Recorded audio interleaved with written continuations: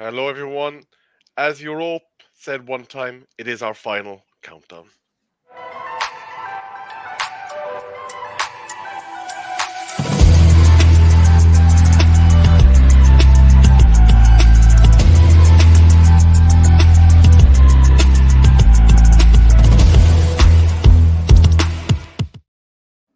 Hello, everyone, and you're very welcome to this Tuesday night edition of the Man United Agenda. Disappointment at Old Trafford tonight as we have crashed out of not only the Champions League, but Europe in total, which means, other than the Christmas period, a game a week for the remainder of the season. I'm joined, of course, by BATHTIME, who is back from his hollybobs, and Yabba. Yeah, welcome back, Rebel. Nice to see you, bro.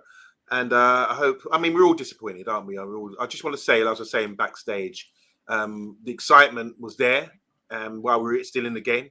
I liked the game plan, but my heart sank as soon as they scored. So I just knew that was just a bridge too far to sort of come back and win 2-1. So fair play, but it's about levels out here, isn't it? And as my title says, I'm impervious to pain, and we come on here, we suck it up, and we can deliver a show straight after that. Cold, grim reality that we're no longer in Europe. Yeah. Do you think, Amondo, I know that you don't like these kind of questions about sacking managers and things, but our club is sort of like formed on the idea of being in Europe, like from the Bubsy Babes and things. Do you think that being out of Europe in Christmas is a sackable offence in context of what we've seen this season? Good question. I want Rebel to latch on to this as well. Yes, in theory, yes, but not. We have to remember where we're at, and that's the most important thing. So I remember, like, with my age, I growing up, I wasn't one of these fans who sort of supported Man United when they were winning everything. I supported them when we were like rejoicing over an FA Cup in '83 or '85. You know, that was major. That was massive. I didn't know anything about winning in Europe or winning the title. It was dominated by other teams. And I think everyone has their eras. And for us to get back to an era where we're going to be successful again, winning major trophies, we have to go through the lows. And I remember when Fergie came, we came back after our European ban. We won the Cup Winners' Cup. And when it came to the Champions League, it was year after year failure. Dortmund, Monaco, even Galatasaray. You had to go through, experience what it was like to get beat by these teams, outplayed by these teams, mastered by these teams, you know. And like you said tonight, we talk about physicality. You wouldn't expect that English game, but we were completely dominated in that respect. So I think it's good experience. Unless you experience this, that you don't got no way of coming back or being able to sort of battle this in the future. So sometimes you have to take some licks to come forward again. And I just think we're going through a stage now where we have to remain calm, understand where we're at, understand what we are, and see the comparison between Bayern Munich and us, and say if we want to be, because the thing is they're consistent in their league because obviously they're the only real team there. But if we want to be consistent like that, we have to go back to the fundamentals of what it takes. And we saw the coaching staff. They're talking about how Hargreaves was talking about coach staff's been there for 25 years and how established they are, and what he was making him paint his fence and that kind of thing. We want to get back to shoe shining. Getting the dubbing out with the young players. You remember dubbing? Getting the dubbing out and cleaning boots and getting that kind of fundamentals into the club again. Those traditions where we have values which are more important about winning and building a foundation, which our Manchester United Football Club, where we do win. With the Busby Babes, we had to come back. It was a mixture of youth, experience. It was emotion. It was a lot of character. When it come back to winning back Champions League in '99, same thing again. We went through the blues of, you know, every year being disappointed in semi-final, quarter-final, learning the hard way against these tactical, advanced teams.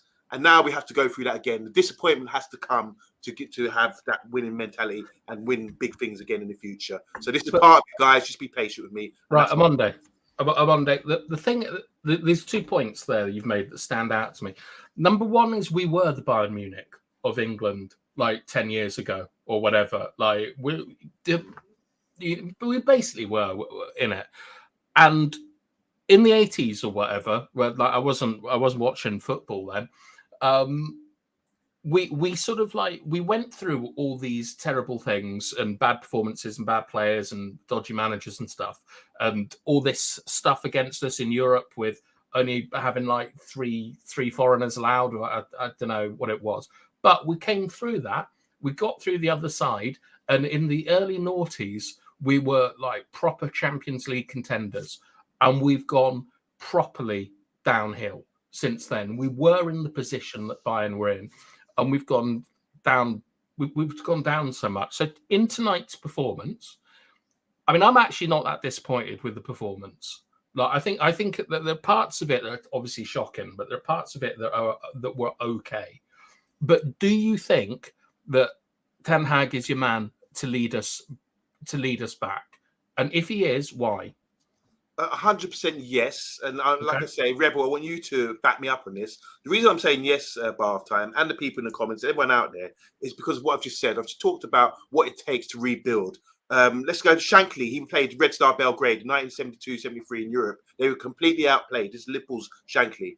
They had to learn from that experience and say, right, what does it take to play a good European football? And then 5 years later, they're winning double Champions Leagues and had a spell where they were dominating again. So I think with Ten Hag, we have to.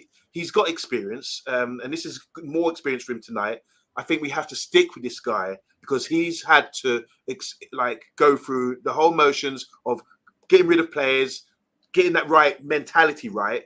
And while he's on that mission to get the mentality right, we are going to dip, we are going to drop, and the mentality comes from the whole club mentality that has come from the bottom all the way to the top, and he's just doing it from the players down and the coaching staff and thing. So that's his job, that's his responsibility. So Monday, back him with that, and we will be okay. Give it some time, back him with that. We've seen some improvements today, Bath Time. You say that on the tactical sense. Yeah. We've seen some improvement with the effort, the determination, even though they were completely outgunned and completely outmatched. But you have to back the manager at this stage, even though we're disappointed. All right, but, just to finish on this. Yeah. Sorry, Monday. Just to finish on this, like you have like wartime leaders and peacetime leaders. Is Ten Hag a wartime leader that is going to root all the problems out of the players and all this stuff you talk about? Do you think that if he does that, he can be a peacetime leader? Yeah, I do. Remember when we went to war with Neville Chamberlain, because he went to meet with the Germans, and they talked about appeasement. he was appeasing them, a bit like Ollie was, appeasing the Germans, and that backfired because they're like, ha, ha, you're soft, and then start beating us around the head and that kind of thing. And it took a wartime leader to come in and to give us that sort of stability again. Let us know, remember who you are, stand firm, all that kind of thing, and wean out all the weaknesses. We think Dad's Army, you've seen Dad's Army, what a great show that was. These references are Monday. Sudetenland, Neville I do see, no way is Ten Hag Neville Chamberlain. He's not an appeaser, but you can see that because he's slapping up all these players and getting them out of the club. What he is a leader like Winston Churchill was, and he wants to win and come through this war and stand firm and not be defeated, And with that, we did take a knock. There was a lot of blitzes that came, like Bayern Munich today, Liverpool last season, they blitzed us. We're getting blitzed all over the place, but we got to remain firm and keep getting up every day, coming out of our air raid shelters and coming out there and backing the manager. Listen to the little wireless. Whether it's the press conference or whatever, and back this guy. That's all we can do. Rebel, you got to back me on this as well, because I've made a rousing speech right there. Ask him what happened to Winston Churchill after the war. But I admire your enthusiasm. But I was half waiting for the Star Wars music to come on behind you a long, long time ago in a galaxy far, far away, because you said about taking licks. And there's quite a number of this squad that have been with us for somewhere in the last decade that they arrived at Manchester United Football Club. A small portion have been acquired by Erik Ten Hag, although at a significant valuation. Not something that we're going to be talking about today. But you have to ask the questions, where are the failings and the circle coming from? And Bath-Time has probably said it till he was blue in the face about Manchester United Football Club lacking one key position, and that's an accredited director of football who has the skill set capable of running football operations within a top-tier Premier League side. That is not the case at Manchester United Football Club, and has not been the case since David Gill departed with Sir Alex Ferguson on the day of his retirement from football. But Manchester United, I'm going to put this question out to our chat. There's a number of players wearing the jersey. I'm not going to start a witch hunt and name any names, but they Why are. not? I want the chat to come forward first and have an unbiased Okay. position. So there's a number of players that at this stage you'd be thinking let down Ole Gunnar Solskjaer. Some of them let down Jose Mourinho, and some of them didn't try a tap for Ralph Rangnick. At this stage, is our environment so toxic that a man in a suit needs to be standing outside the dressing room handing out P45s?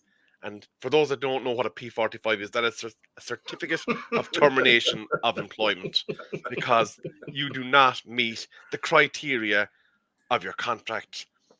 We learned today that Martial, a player that Manchester United Football Club put a significant investment in to acquire, is probably going to leave for nothing this summer. That is because they will not be activating his one-year extension, which means Manchester United Football Club will recover €0 from his tenure at Manchester United. This is why I go back to the lack of the director of football. A call would be made while there was residual value with someone that was of an accredited professional and technical ability. We have the likes of Johnny Evans, who was supposed to come in and do a kind of cover role for us, is essentially our first team centre back at the moment due to all the injuries. But look at the players that have constantly been under question. And I think Onana actually gets way too much flack at this stage because in front of him, there's certain issues. Because you cannot go from being a Champions League final level keeper to a blithering mess. We've seen this before with David De Gea. Do you not remember him under the high ball when he arrived in the English football game at the start? Now, next year, if Onana's still making the mistakes he's making, feed him to the Lions. No problem. But this season is a season of adjustment. And I have to look at the likes of your Martials, your Jadon Sanchos, and a few more that have been passengers in Manchester United Football Club, and say, out of our players that were on the pitch today, who was going to be that person that was a la Roy Keane, that was going to do a bit of a kick to someone to get the juices flowing and inspire that Manchester United football team to take on what was a pedestrian Bayern Munich side. They were comfortable knowing that they had topped the group. They were going to be playing in the knockout phases of Champions League football, and we did not seem to seize the day. So I want to know, those people in the chat, who needs to be told, here's your P45? And do you think at this stage, we've changed managers so many times, is it start times to purge the Manchester United dressing room?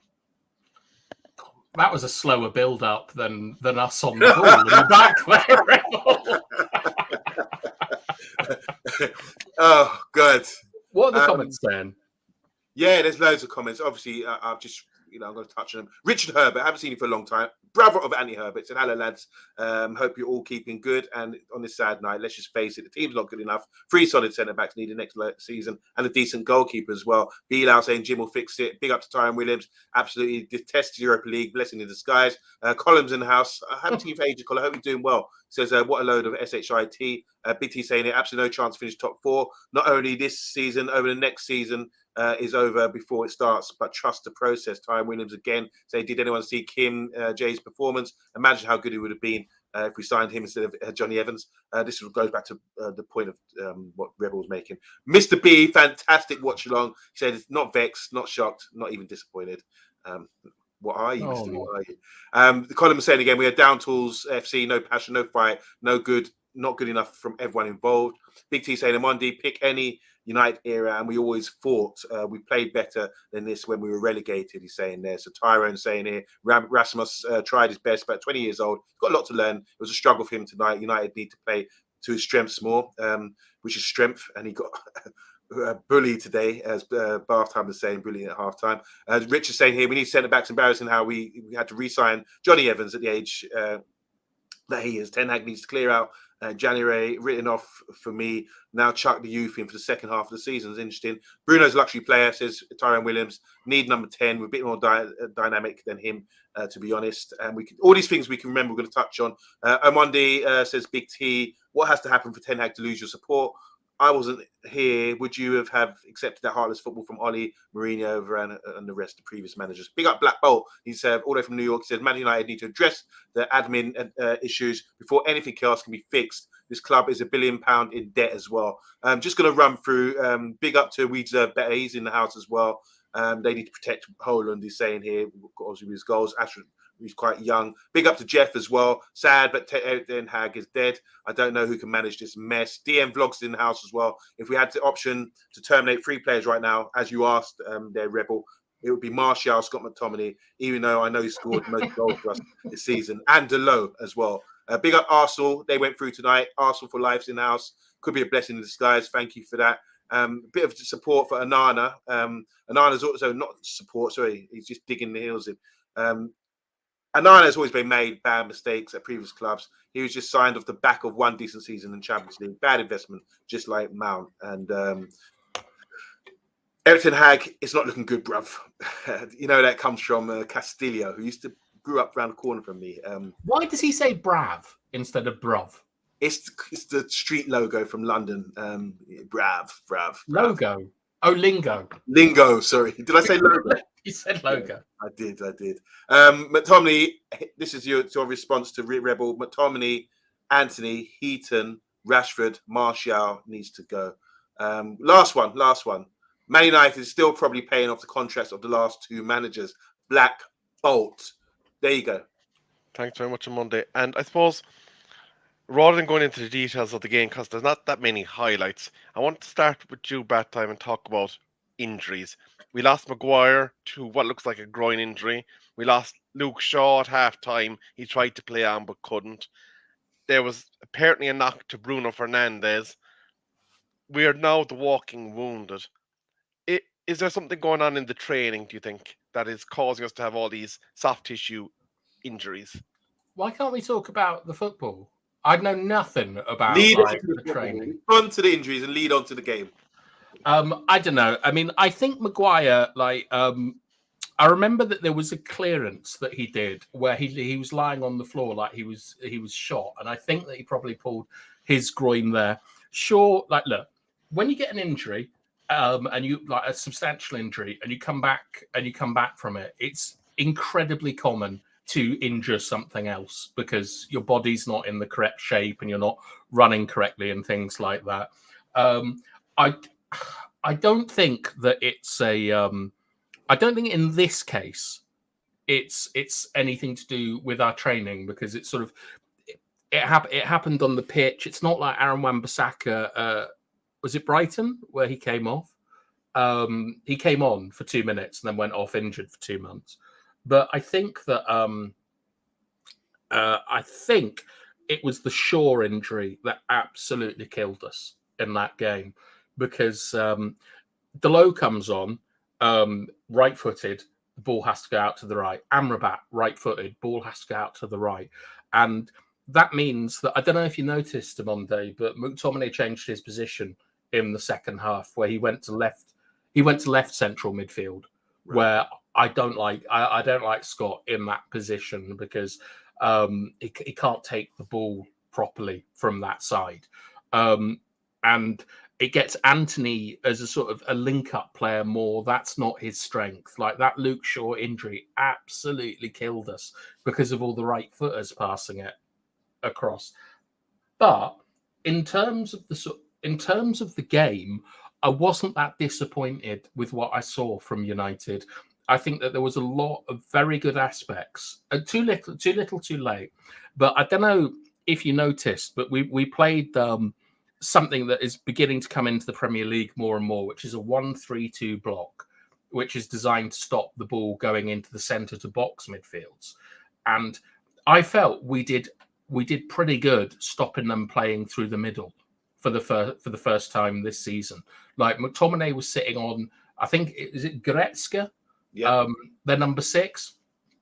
Hardly had a kick. There was a lot there that was decent tonight, and we made a lot of chances in the first half of our press. But in the second half, the energy went down, and Rebel, that might be something to do with the physical conditioning of the players. And I'm more concerned with that than I am with the injuries, because it was everyone in the team where, 2 people got injured, but everyone in the team, the energy levels dropped too much in the second half. And that's why we saw Maybury come on and Palestri come on, who were known for their energy, and they weren't able to sort of bring everyone up to standard. So I hope that is a decent response to your question.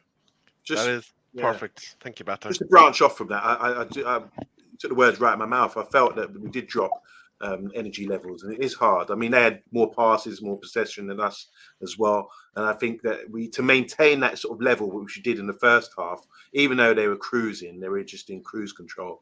I think it showed in the second half we sort of dropped off a little bit, and then I felt, even the concentration, like the goal they scored, you just feel, oh God, if only I would have just ran that extra yard or got myself in a better position. If only Wan-Bissaka had been switched on.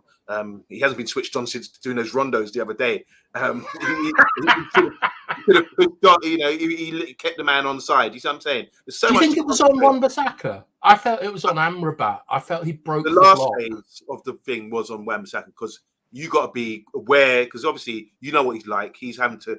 It's like he's not autistic. But when you're autistic, you've got blinkers on. You can only see one thing at one time. Ooh, theory of mind. He needs to be a bit more expansive. He's got his man there. He's got to read the line. It's a lot. Fullback's a tough position, to be honest. And that's why I always try to give him a break. But he had to read the line, watch the defensive line. He's just come on the pitch, obviously, like Evans as well, into a new defensive structure. And that, like you said, with Luke Shaw coming off and Maguire coming off, that really hurt us, I believe. The physicality level of it, we need to up our game big time. Whatever I don't want to hear no complaints in the paper. Oh, the training is too hard, or it's too much for us. We can't handle this. This is the standard. You've seen the left back, the right back at Bayern Munich. Forget, we're not even going to get into the centre backs. The Goretzka midfield. I mean, he could be posing at Mr. Universe. He's so tonk and strong. They're just one step ahead of us, and they treated it like a training ground game. That's the embarrassing thing, I think, about it. They should come onto the pitch thinking these guys are just like, when they wanted to up it, they did, and that was as simple as that. But it was a training ground game for them. It's like playing, oh God, we lost 5-1 at the weekend. All right, don't worry, we have an indoor game, behind closed doors game, to sort of get us fresh again, and that was against us, which is a bit embarrassing. But yeah, the physicality side of things, Rebel, and bath time, I totally agree with what you're saying there. That needs to be improved big time. On a positive, which we will talk about as well, I thought I like Kobe Mainoo. He really impresses me. Even when I see him coming on, you don't see a gulp. Do you remember when Charlie Savage and Zidane came on the pitch for their debut? They were like, really emotional. You can see it in their face. Kobe comes on, he's like, listen to instructions. Yep. And I was thinking, get your first touch right. Get this right. Every time he does it perfectly. He's the player of the future. I'm really impressed by what he did. Again, against Everton. Again, against Bayern Munich today. He came on against Galatasaray the other day. He comes on and he knows he's on this. He's on this. And I'm just hope that he stays fit and he starts to get games. Like you said, Rebel, and like a couple of people were saying in the comments, it's time to sort of start playing these guys because we've got nothing else to lose. Regarding, we might not get top 4. Let's start giving these guys experience. Thanks very much, Monday. I suppose I'll just after quickly pulling the Champions League table down from One Football. So when we got this group before Champions League commenced, we were saying that is a group that's very much one for us in Munich to come out of. We sit, as of the 6 games played, rock bottom with the same goal difference as Galatasaray, and having conceded, I think, joint most goals during the group stage. as a club, looking at that, is this our worst performance in Champions League history? Bearing in mind that we've crashed out of other groups embarrassingly before. Probably, but the thing is, with a different goalkeeper, we would have qualified from that group. Like the error, all the errors that I was saying that he said it's a penalty, didn't he, against Copenhagen? But I mean, even tonight, I wouldn't blame the goalkeeper for the goal that was conceded. But my God, did he make himself small? Like when I looked at the replay, I was stunned by that. And it's, you know, I like a passing goalkeeper. I thought his ball to Delo was brilliant. It's nice, you know, it's interesting seeing a keeper do a sort of like a shuffle turn, like on the halfway line past a man. But there needs to be the basics of goalkeeping, and I think that if we had the basics of goalkeeping, not only would we have won, not only would we have qualified, we could have won the group. Like, you think of all the errors that he's contributed, and I don't know. I mean, like our Champions League performances have been some of the best football that we've played. To be perfectly honest, and it's come down to individual errors. Like OMONDI thinks that Wan-Bissaka could have done better on that goal. The first point of failure is Amrabat charging out of the block, and then you also have to give it up to Harry Kane that is an insane pass that he's played with the outside of his foot. But that's quality you expect in the Champions League. Personally, I think that what we're seeing in the league and the Champions League is it's either one of two things. It's either we've got our best ball players in a terrible system, or we've got a system that's perfectly fine and the players are lacking a bit of quality. I don't know, OMONDI, right? I've seen this happen a few times, and I haven't mentioned it before, but whenever the ball goes near post to when it's crossed near post, I always see Højlund and Anthony all over each other, trying to get it in. Like, is Højlund good enough? Like, to be? I mean, he will be, but is he good enough to be the first team striker at the moment? Well, one thing I will do like about him, he's getting in those positions and working things, trying to get the end of things in the box. And we've seen that various times. He's not worked out for him, even though he scored various goals, like a number of goals in the Champions League, whether it's 5, I think, now this season. But if the alternative is Martial, who I believe doesn't get on the end of things like that. He's not looking to get on the end of things and try to sort of tap things in and walk things into the box. He comes out, tries to link up the play, and then he doesn't have that drive to get into the box. He's not an out-and-out goal scorer. You don't see him doing Andy Gray diving headers, or he's finishing, he side foots it, that sort of thing. And you don't see him doing what Højlund does, where he would make that, little run like Gary Lineker, Fox in the box, drop the shoulder, go one way, and then come near post to try and tap it and get there first. I think he does all the right things, and eventually it will pay off with strikers. Like you said, you have to continuously do this. Don't be disheartened and say, I'm not making this run anymore because nothing's coming off. You have to. But that's not the first time he's trod on Anthony's toes on a near post ball. That suggests to me he isn't making the correct run. I think bath time, he most certainly is making those runs, I believe. Right, tell me why. Yeah. Because I've seen it. So the ball. So right, we're getting in the right areas. Not we get into the byline, or we're getting wide. We want to make cutbacks and that kind of thing, and we get crossing, low ball into the 6-yard box, that corridor of uncertainty. You see Højlund making the run to get there first. We see that many, many times. But he's racing against our winger. Should he not be nearer the penalty spot for the cutback? Well, the issue that we have at the moment is that we don't have enough numbers in the box. So I disagree. Højlund's movement is very poor. That's from George Kyle. I don't think it is. I just think he hasn't been on the end of things. He scored 5 goals this season. He could have had double that, I believe, if he would have finished his dinner. And just like you said, he's young. This is the good thing about it. He's young. Yeah. He's not a finished article. But if he wasn't making these runs bath time, then I would have issue. But one thing I will never accuse him of, because I've seen it from my own eyes, he does make a run. So the ball's come. There's a play down the left. He's waiting, and then as soon as he's reading the play, and as soon as he realizes the guy's going to play the ball into the box, he will do a little burst and try to get in front of the defender, which you're supposed to do, and try to get a foot on the ball. I think it was the last game. There was one where he got there first, but for some reason it just bobbled over his foot or something. He should have buried it, but I'm encouraged by what that he's actually doing these runs and trying to give us something, because we haven't had that for a long time. The one thing I'll tell you about Anthony is Anthony does what he's told, and Anthony's consistently in the same position as Højlund. Like when the ball goes near post, I think that Anthony is meant to be making that near post run, and Højlund is meant to be peeling back. And the thing is you say his movement's really good. Yeah. All right, fine. We've seen him score goals in the Champions League.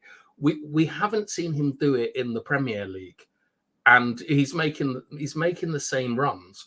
So I think that Højlund, he drifts too much in games. He doesn't pin the centre backs, and obviously tonight he's got an issue, because I know that a lot of people have laughed at Upamecano over the years, but that guy is one of the best defenders in wide positions that I've seen since Rudiger, and Kim Min-jae is not far behind him. Like, I don't think he's of the same quality, but he's not far behind him. And what it really suggests to me is that Højlund isn't there at the top level yet, and isn't there at Premier League level. Just before we continue, gentlemen, a tweet has been brought to my attention. Manchester United have become the first English side in history to concede 15 goals in the Champions League in the group stage. So that is a rather damning feature. And I have a surprise for you as well. I managed to source some player ratings and comments. Okay. I'm just going to kind of glance through them. So in general, they seem to think that our defence was just above average, 6 out of 10. They're hammering our midfield, saying it really didn't really function at an average 5 out of 10. Is there any kind of player there that you think stood above the pack in either the defence or the midfield that deserved to be treated better? Yeah, like loads of them. Like Diego Dallo, for example, I felt played very well. But like here you got Amrabat, McTominay, Anthony, all on fives. Their defensive work and the fact that they stopped Bayern playing through us, that deserves higher. It was not a bad performance. I know energy levels drop, but they played the system for the first time. And I don't know who comes up with this kind of stuff, but I can tell you straight away that they do not have any level of football to be able to talk about all of these players like this. And I just don't want to see other people's opinions. We're here to give our own. Yeah, just looking at the list there, obviously, I mean, everyone watched the game. We all got different opinions about things, but I do think that it's the tactically we set up better today. And whereas we're being a bit more conservative, as I said at halftime, the 20 people watching, by the way, make sure you press the like. But I felt at halftime we were quite sort of encouraged by what we were seeing, because we were sort of restricting them. Whereas before, all season, we've had an issue where teams are sort of basically ran through us like a hot knife through butter. So I felt Bruno dropped off a little bit and picked up the ball a bit deeper. He was being responsible for that, and whether it's McTominay as well. And I think it can work if you move the team up. Like just for example, when Bayern kicked off, they pushed right up, played a long ball, pushed right up, picked up the play, and then already within the space of seconds, when they kicked off, they were suddenly in a good position and squeezed the play, compressed the play. And suddenly it was like, wow, we're on the back foot. Oh, God, this doesn't look good. And that was from the off. And it made me think, okay, so if we, like Bathtime was saying, like he sort of opened my eyes to something, the way we were sort of trying to squeeze on them, which we do really well this season. But we've done something better today. We actually, when we had all the guys on in the first half before the injuries, I felt that we came up as a team and didn't leave too much space in between the lines. You've got a player like, especially beyond it today, you had a player like Musiala, who's fantastic at that, sort of receiving the ball in between the lines, between the defence and the midfield, and picking up in those spaces there. He was kind of restricted, and he still had showed his talent by getting away in sort of tight areas, but he was kind of restricted. And whereas before, I felt that he would have been killing us. There would have been more space. So that's an issue where the lines between the defence and the midfield were a bit better, and that comes from communication and squeezing the play a little bit, as Bayern did from the kickoff. I felt that we'd done that and it restricted us from going forward, which meant we had to build as a team to get up. But I prefer that. Why not build as a team to get up and push up on them in playing their half, rather than playing long balls, which Bruno started doing towards the end of the game, which was what wasn't the way to go ahead with it. So to be on the same page as teams like this, elite teams which play their football, no showboating, no tricks, no frills. You have to build as a team from the back and keep those lines compact. And then when you do get in the position, then it's showtime. Then you can turn it up once you're camped in their half and you've got the ability to do that. And you're set up with a good rest defence, as Bathtime knows. Did you see it tonight, Amondo? A little bit. Yeah, it was much better than normal. Like what United did that was different against Bournemouth is, like, a lot of the time against Bournemouth we played a 4-3-3 block. So it's a high block, lots of fun, try and win the ball high up the pitch. But even if you think back to the Chelsea game where we were also playing a 4-3-3 block, what's his face? Mudryk in particular was causing problems receiving in between the lines. I sort of don't really sort of rate these ratings because they're not talking about the compactness of the team and how well these players did at stopping the ball being played through. What we did is we stifled Bayern. They had to rely on their physicality a lot of the time, and also the world-class ability of Harry Kane to put that ball through. And yeah, I know, okay, Amrabat broke the block and is the first point of failure, but this is going to happen over the course of a game. People are going to do stuff like that. The issue...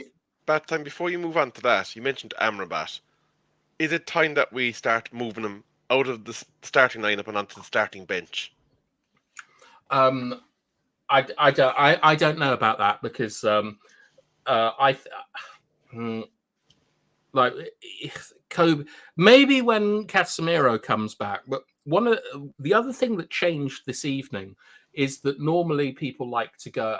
Normally Ten Hag likes to use like a 7-man press, which involves a lot of man marking, and it does not suit Kobe Mainu, and it will not suit Casemiro at all. Tonight he ditched that by using a 2-3-1 block, and our real problems this evening, like if you look at the difference in the first half and the second half, where we were all right, like cheers George, where we were all right in the first half, and we probably, yeah, it's arguable if we had the better of the game, but we weren't getting like in real problems.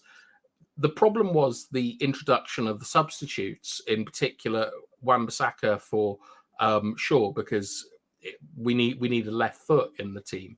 But they actually perform pretty well as a team. The issue is the quality in the final third. That's where the real issue comes down against teams like Bayern. If we play like this for the rest of the season and we put the same sort of personnel out who are playing to that system, who might be technically inferior, I think we'll do all right. And I mean, like, just putting up, like, sort of saying Rasmus Højlund couldn't handle the aggressiveness of Bayern's 2 centre-backs, was bullied throughout. It doesn't talk about how he was bullied in wide areas at the start of the match, but as the game went on, he got bullied in more central areas, which speaks to a different tactic being used. So I don't know who wrote these, but I'm not a huge fan of them. Reductive. Thanks, Bat. I think it's probably the Daily Mail or some one of these publications. I just grabbed the first one that I saw, so I'll have to go. But on Monday, I'm going to come to you now. Just obviously taking into account all the positivity that Batham has put into certain aspects of our game, we're obviously going to be severely diminished when we face Liverpool on Sunday. Taking into account what Batham has said and what you've seen with your own eyes using your eye test today, is there anything that we can take from this match that states that we can possibly even get a point out of the Scousers on Sunday? Yeah, the change of attitude, the change. Look, we played against a tough team. You must know it. I mean, you must be like nervous before the game. They must have been sleeping last night, thinking, "Oh my God, we're up against it. We're playing Bayern Munich," and it does something to players. It switches you on, and I think for once they thought to themselves, "Let's be more compact. Let's be more conservative, out of respect for the opposition." And I think that's what we saw in the first half today. And despite, look, there was a chance which was mentioned there about with Bruno, the cutback from Wan-Bissaka, and Bruno sailed over the bar, but. You just have to be patient when you're playing like that. It's about game management. When you're playing against big teams, you think, all right, I'm not going to have most of the play here. We have to be conservative. We have to be compact, which I think they did really well because of the opposition. And then when we do create chances, we have to sort of be clinical as well and get into good positions and just work on that. And that it's a mindset thing, isn't it, for me? So the mindset starts from knowing, oh God, I can't sleep because I know I'm up against Trent tomorrow. I know I'm up against Musiala. I know I'm up against Kane. These are the things that sort of you get motivated for and you train for in your mind. So that's where the motivation comes from, knowing the opposition's good. And then once you play in the game, you're going to switch on and make sure you do things right tactically as the manager's demanded because you respect the opposition. You don't want to get caught out in that respect. So in a week where we're playing Bayern Munich and Liverpool, two teams who have won the Champions League and been elite over the last sort of 5-7 years, where we haven't, we have to be switched on. Liverpool's going to be tough because we're playing away from home, but hopefully there's good news and bad news. The bad news is we've got injuries to key players, and as Bathtime was saying there, with a left footer, Martinez is out. Luke Shaw's got a knock. He's unlikely he will play, or he shouldn't be risked. Bruno's out as well. So this is where the mentality comes in to sort of keep with a structure. If I was a manager, I'd be saying, look, guys, don't be too disheartened. You've done well by containing a good side like Bayern Munich today. We're playing Liverpool the weekend. It's not about the personnel. Come in and do the same job, because this manager will be boosted by this. He could say right now, to give himself some kudos, to say, look, guys, when you stick to the instructions, we can contain these teams. We've got Liverpool the weekend. Do the same thing again. And when we do get opportunities, bless you, the Rebel. When we do get opportunities, let's try our best to finish them. Whether it's Haaland, which hopefully he's listened to the show and realised that he needs to make better runs or not take up Anthony's spaces at the near post when we do get crosses like that. Whether it's set pieces, corners, try and mix it up. We haven't. It's been a couple of seasons now where we're not really scoring goals from corners. We have to take those opportunities. A bit like Everton. We got teams like Everton. I saw a stat the other day. They've got one of the best conversions like West Ham from set pieces because they know their limitations. They know when we get set piece, this is where it's showtime, where we have to turn it on. And I think we have to have that mindset now as well to understand we're not as good as some of these teams. So when we have to be conservative, and when we do get an opportunity, whether it's a set piece or whether we do get a chance, work that chance and make it happen. But stay in the game because we've been conceded far too many goals. We said we conceded 15 in the Champions League this season, which is the worst for any English club, but we scored goals as well. And then in the league, we're -3 on goal difference already, which suggests we are conceded again as well. Too many goals. So stop the rot there. Follow the tactics going into Anfield. Stop the rot. Follow the tactics. What we should be inspired by today, even though Bayern Munich was sort of doing it on training ground level. But go into the game on the weekend with this new personnel, with some youngsters who might be inspired to come in and do a job. I don't mind if we lose through lack of quality. I don't mind, but make sure you follow the manager's instructions and keep us in the game as long as possible. Thanks for that on Monday. I just want to read a quick quote from Eric Ten Hag post-game. Talking about the Champions League group stage, he says, we didn't lose it today. We had some good performances, but we made some mistakes. Individual errors from players. In the end, it's not good enough. But I think today the performance was very good and we didn't deserve to lose. But on Monday, you mentioned about conceding a goal. And before we go to the comments, I want to ask Bathtime. Manchester United's record in Premier League is 18 goals for, 21 against. That is the goals against is pretty much on par with any team within the top half of the table. And you've mentioned, I think, a couple of times about our stuttering attack line. What is the key to unlocking goals within our team? Because we seem to be lacking in that department. I think it's probably three things. One is like I really like that Omondi has come round to the idea that we do like trench warfare and we slowly march up the pitch, staying compact right? That's really important because like it protects us and it squeezes the other team. Our main issue has been for years second phase play. And if you think of like Casemiro or of Bruno just booting the ball up the pitch to try and get Rashford through, this is not what we want to see from second phase play. What we want is we just want to look after the ball better, play with courage off the ball, right? So what that means is making a run when you know you're not receiving the ball, like to give space to other people. It's sort of like it's called tactical empathy. And then when we get up the pitch, we don't have to force things.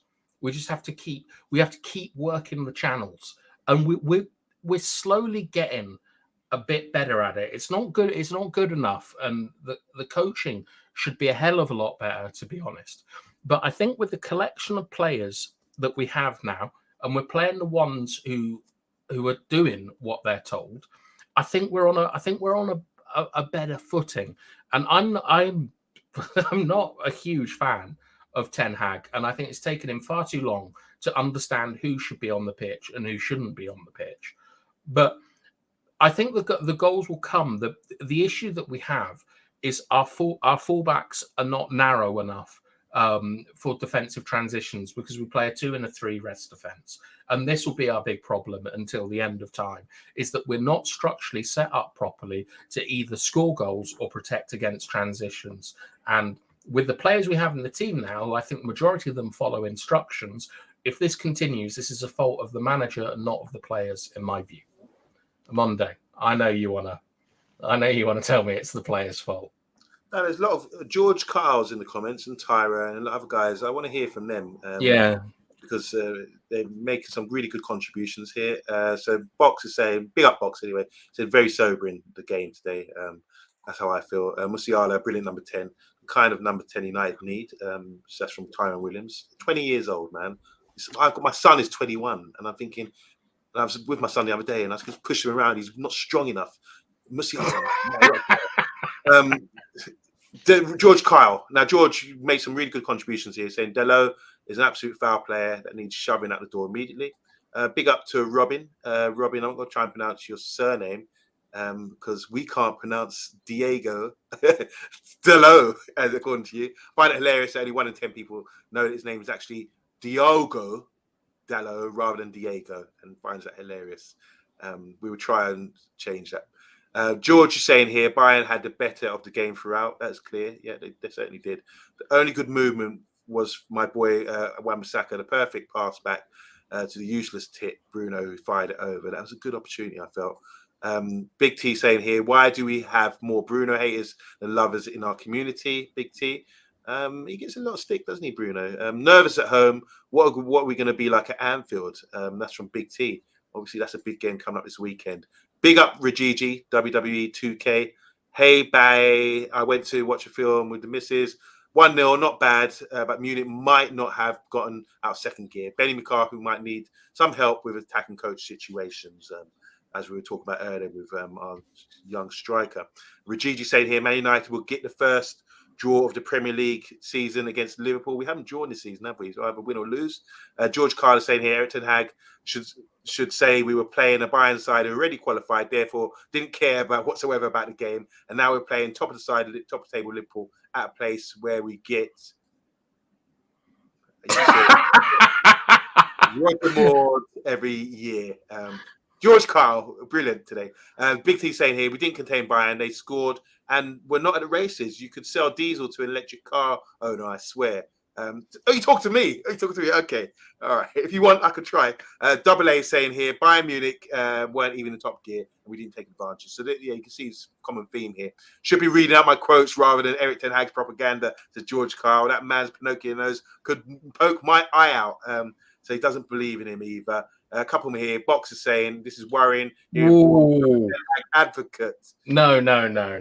I'm not a Ten Hag advocate because I don't think he structurally sets the team up properly. I think he's a poor man manager. I've got lots of issues with Ten Hag. I think it's absolutely crazy to bring Varan back in for a must-win game and then not win it.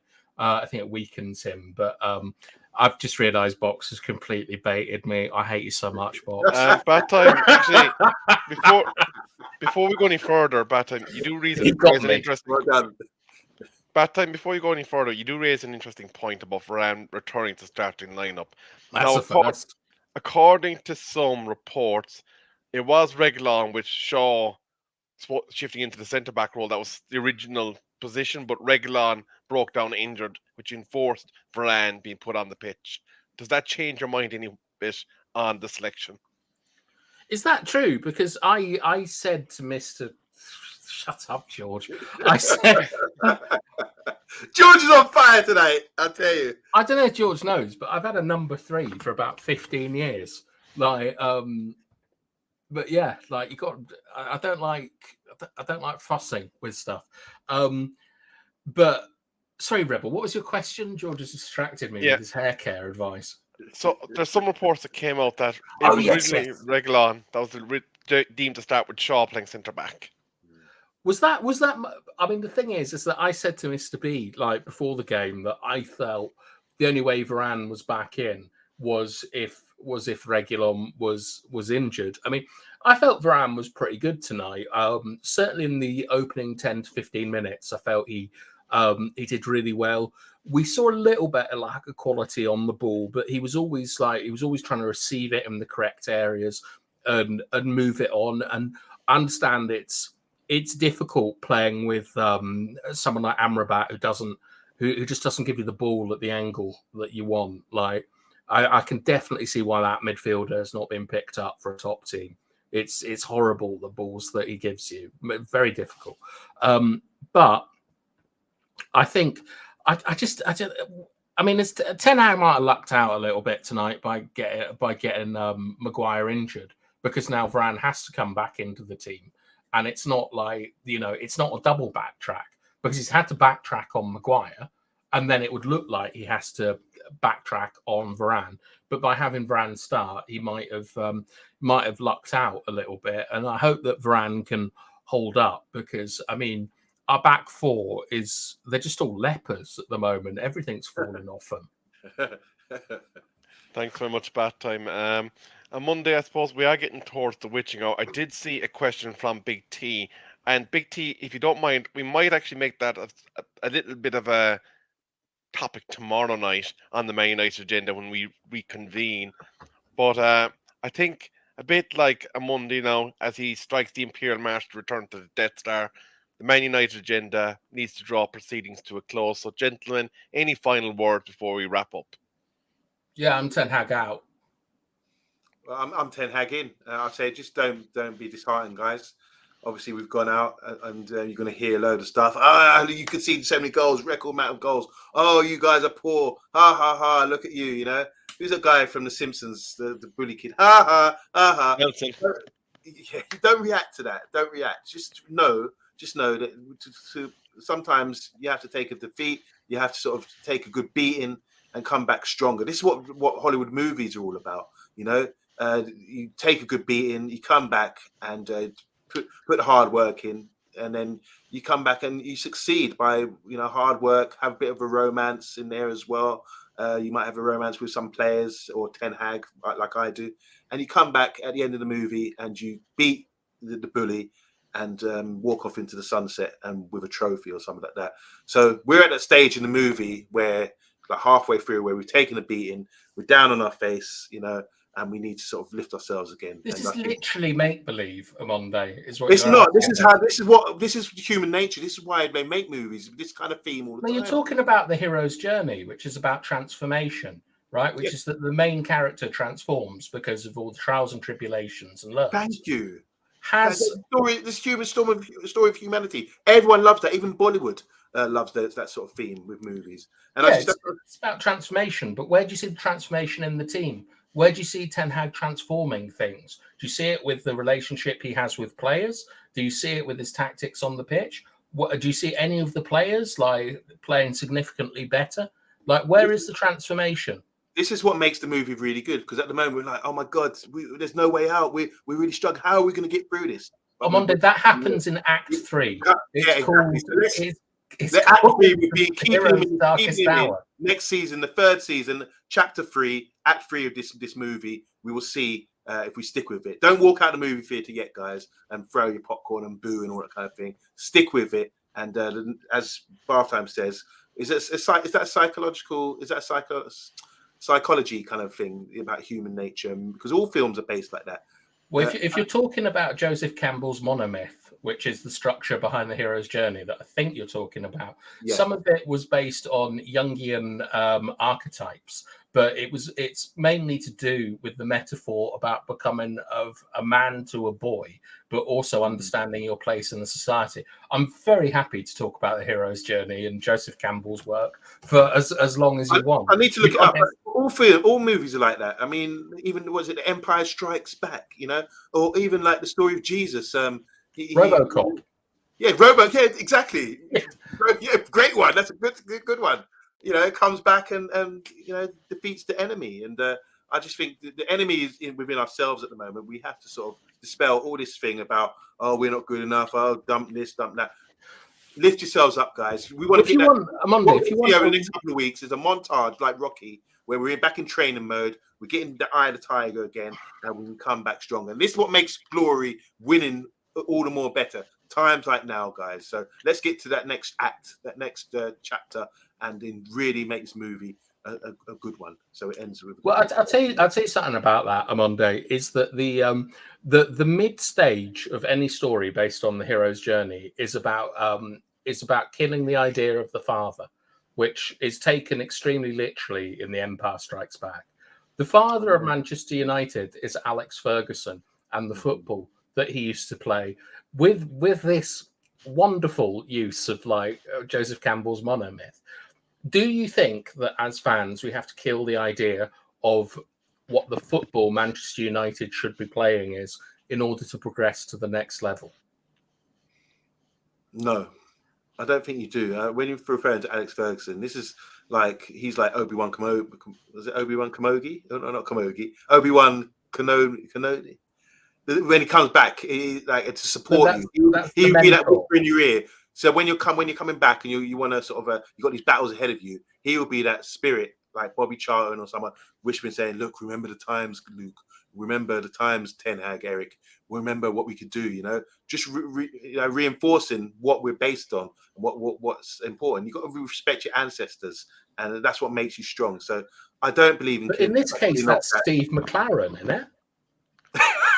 Gentlemen, we're going to ObiWan McLaren. Gentlemen, what's his name? ObiWan Kenobi. Kenobi. Excuse gentlemen, me, as ObiWan Kenobi says, I'm going to have to take the high ground now. And, someone used that on me the other day about the high ground. I just saw it. I only saw the movie recently. To conclude, I think it's fair to say, gentlemen, that our Champions League adventure has been essentially like if Star Wars was filmed by somebody on Wish using stick figures as drawings. But that is the Man United agenda. We may strike back, but I'm going to 10 hag us out of here with the outro.